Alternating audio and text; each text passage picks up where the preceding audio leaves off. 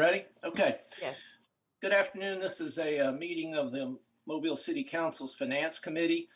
This meeting has been called to discuss further a proposed ordinance regulating food trucks in the city of Mobile. I'm Joel Daves. I'm chairman of the Finance Committee, and we have Councilman Fred Richardson and Councilman John Williams, who are the other two members of this committee. We also have the clerk and members of her staff and the council's attorney, and we may have some more of our city council persons joining us momentarily, but we're going to go ahead and get started. And the meeting today is to take additional public comment with respect to the proposed ordinance. And each speaker will have 5 minutes in which to speak. And Madam Clerk, if you could have one of your folks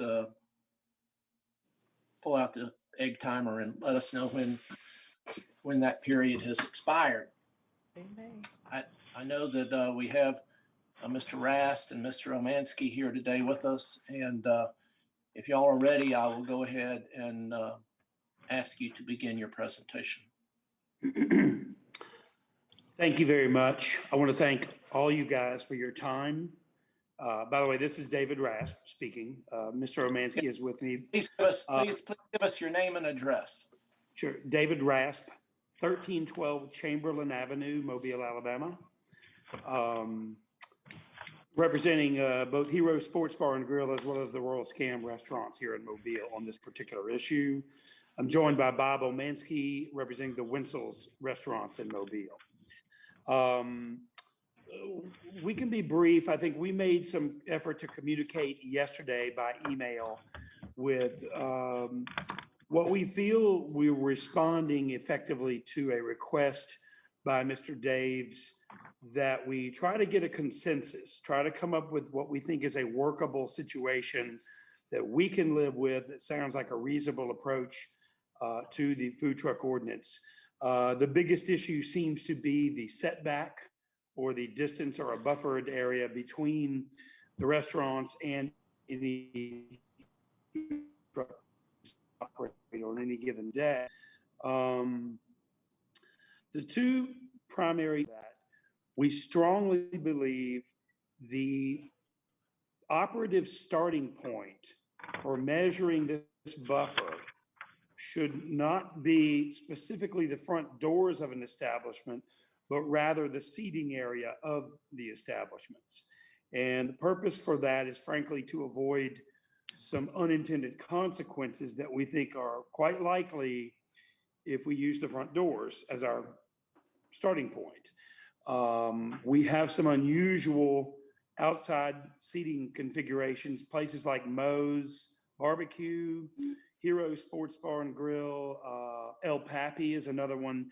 And we just think that the safest way to create an effective buffer zone is to use the restaurant seating area as opposed to the front door.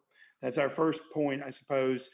And the other point is that considering the initial proposed ordinance, which came in suggesting a 300-foot distance, we believe that we can live with a distance of half that at 150 feet, which protects the brick and mortar restaurants from what we feel could be a very unfair encroachment, if you will, by food truck operators, and yet doesn't prohibit food truck operators from operating in Mobile. I think that honestly, that's a more than fair compromise. Again, we came in at 300 feet. We think the 150 is a workable area. We received some information. There was a map done by someone with the city in the geographic information that tried to show the impact of what different buffer zones would be. And I'm not sure if all you guys have been able to see that or not. But it shows the 300-foot buffer. It illustrates the 150-foot buffer. And then it indicates a 50-foot buffer zone, which frankly, we just feel is inadequate. And we think that chart indicates we want to protect the restaurants, the brick and mortar operators, from what we consider unfair encroachment, but we certainly don't want to prohibit a honest, hardworking food truck operator from functioning. And so we honestly think there are some other areas here that need to be addressed that we trust the council's judgment on as it relates to safety. There's been some discussion, I think, of whether or not food trucks belong on Dolphin Street or not. That's frankly, I don't think we're trying to represent any opinion on that other than we know that the council is appropriately concerned about safety and it's a high traffic area.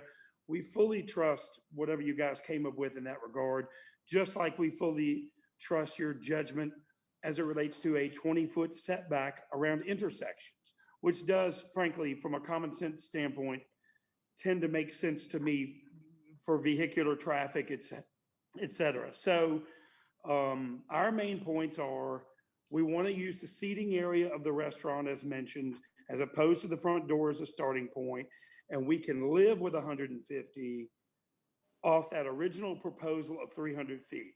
If we really think that's our two main points that we want to focus on. And to be quite honest, I don't want it to be seen as if we're presenting the 150-foot setback so that we then cut that in half and negotiate from there. Specific to our communication yesterday, these points I'm raising are kind of a consensus of 13 different restaurant owner and operators representing 16 or 17 restaurants downtown. And of course, several of us have establishments in West Mobile or other parts of town. So we're trying to comply with the request that we speak with one voice, with one goal here, and that's kind of our message as a group. Mr. Romansky, did you have Yes, sir. anything to add? Yeah, the only thing I had to add is we didn't come up with the idea of 150 feet from the seating area on our own. I took the time to research a number of different communities across the Southeast, and I'll read off a couple. Tuscaloosa's 200 feet, Jackson, Mississippi, 300 feet, Pensacola's 200 feet and not on Palafox Street. Nashville and Knoxville both have enacted food truck zone areas.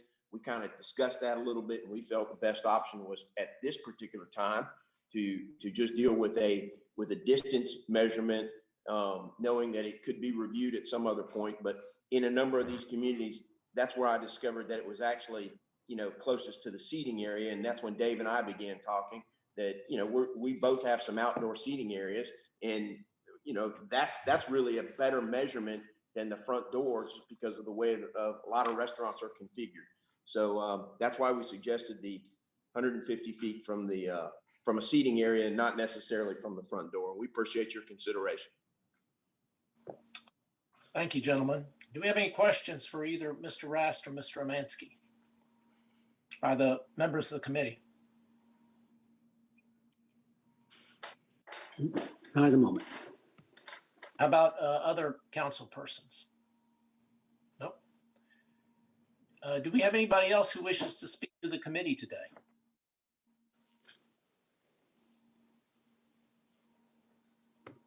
Mr. Chair, Yes, sir. Mr. Richardson.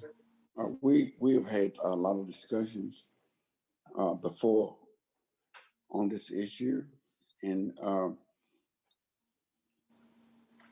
we initially were going to recommend 50 feet setback, and then we heard from other brick and mortar restaurants who said that was too close to them.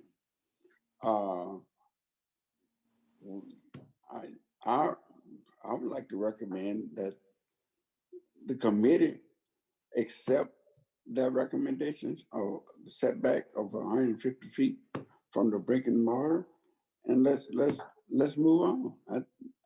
I'm not opposed to that. Is there a second? Is I'll that in the second. form? Yep. Okay. Okay, good.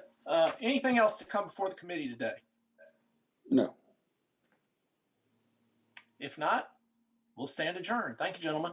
And Thank you for your time. Thank you, Thank guys. you, Thank you. All right. Okay.